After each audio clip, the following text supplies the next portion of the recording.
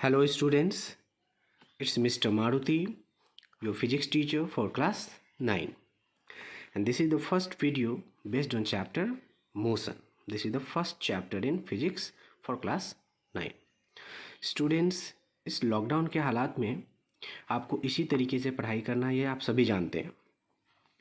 ये first video है इस चैप्टर से रिलेटेड, फिर इसी चैप्टर से रिलेटेड मैं second videos, third videos, fourth videos and so on डालूंगा। लेकिन एक बात का आपको ध्यान रखना है कि जब तक आप फर्स्ट वीडियो नहीं देखेंगे, नहीं समझेंगे, तो सेकंड वीडियो अगर समझने की कोशिश करेंगे तो थोड़ी सी मुश्किल आएगी। इसीलिए इस मुश्किल से बचने के लिए आपको हर वीडियोस को देखना होगा। पहले फर्स्ट वीडियो देखेंगे, फिर second video and so on. So let us start. हमारा चैप्टर है मोशन और हम समझना चाहेंगे कि ये मोशन है क्या। तो हम समझने के लिए एक टर्म लिखे यहाँ, when an object changes its position with respect to time, then the object is said to be in motion. अगर एक ऑब्जेक्ट टाइम के अनुसार अपना पोजीशन चेंज करता है, इसका मतलब वो ऑब्जेक्ट मोशन में है। एज फॉर एग्जाम्पल, अगर हम लेते हैं कि एक ऑब्जेक्ट ए पर है, इस ए पर, एक पॉइंट ए पर एक ऑब्जेक्ट रखा हुआ है, कुछ समय के बाद अगर हम देखें तब भी वो ए पर ही पाया गया।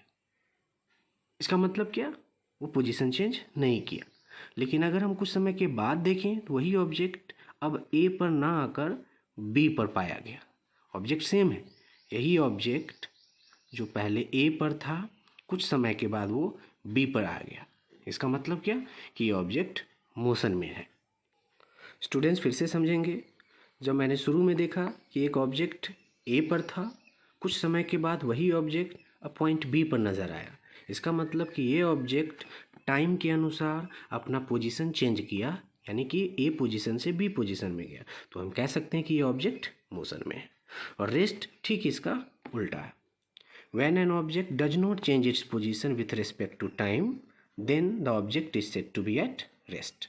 जैसे अगर हम किसी भी ऑब्जेक्ट को ए पर मानते हैं शुरू में, और कुछ समय के बाद भी वो ए पर ही रहा, वो अपना पोजीशन चेंज नहीं किया, इसका मतलब क्या कि वो ऑब्जेक्ट रेस्ट में ही है।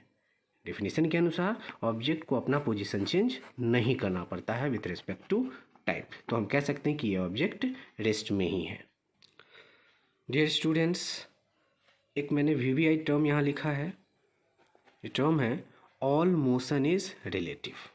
ऑल मोशन इज रिलेटिव, इसका क्या मतलब है? इसको समझने के लिए हम देखेंगे कि अगर हमारे पास एक कंपार्टमेंट है, मान लेते हैं कि ये रेल का कंपार्टमेंट है, जिस कंपार्टमेंट में आमने सामने दो आदमी बैठे, ए और बी, और प्लेटफॉर्म पे एक तीसरा आदमी खड़ा है, सी। हमारे पास एक रेल का कंपार्टमेंट है, इस रेल के कंपार्टमेंट में दो आदमी आमने सामने बैठे हैं और तीसरा आदमी सी जो कि प्लेटफॉर्म पे खड़ा है। ध्यान दीजिए, अगर ये ट्रेन मोशन में आया, ये ट्रेन मोशन में है तो ये कंपार्टमेंट भी मोशन में है। ये दोनों ऑब्जेक्ट्स को देखिए जिनको हम लोग आदमी कहें, ये पहला आदमी है और ये दूसरा आदमी है जो आमने सामने बैठे हैं। अगर ये ट्रेन मोशन में है तो क्या इन दोनों के बीच का डिस्टेंस चेंज हो रहा है? क्या अपना पोजीशन ये चेंज कर रहा है? नहीं। मीन्स ट्रेन मोशन में है फिर भी ये दोनों ऑब्जेक्ट्स रेस्ट में है। लेकिन जो आदमी प्लेटफॉर्म पे खड़ा है वो क्या ऑब्जर्व करेगा कि ये दोनों आदमी मोशन में, क्योंकि इसके रिस्पेक्ट में तो ये ट्रेन मूव कर रहा है, तो यहाँ से इसका डिस्टेंस चेंज होता जाएगा, यानी इसको क्या लगेगा, ये दोनों आगे जा रहा है। यानी कि यही दोनों ऑब्जेक्ट एक दूसरे के रिस्पेक्ट में रेस्ट में है, लेकिन इस तीसरे के रिस्पेक्ट में मोशन में है। इसी को हम लोग रिलेटिव बोले। मतलब एक ऑब्जेक्ट दूसरे ऑब्जेक्ट के रिस्पेक्ट में रेस्ट में होगा तो ज़रूरी नहीं कि तीसरे ऑब्जेक्ट के रिस्पेक्ट में भी रेस्ट में ही रहे। पहला ऑब्जेक्ट दूसरे ऑब्जेक्ट के रिस्पेक्ट में रेस्ट में था, लेकिन वही ऑब्जेक्ट तीसरे ऑब्जेक्ट के रिस्पेक्ट में मोशन में है। Means we can say that all motion is relative.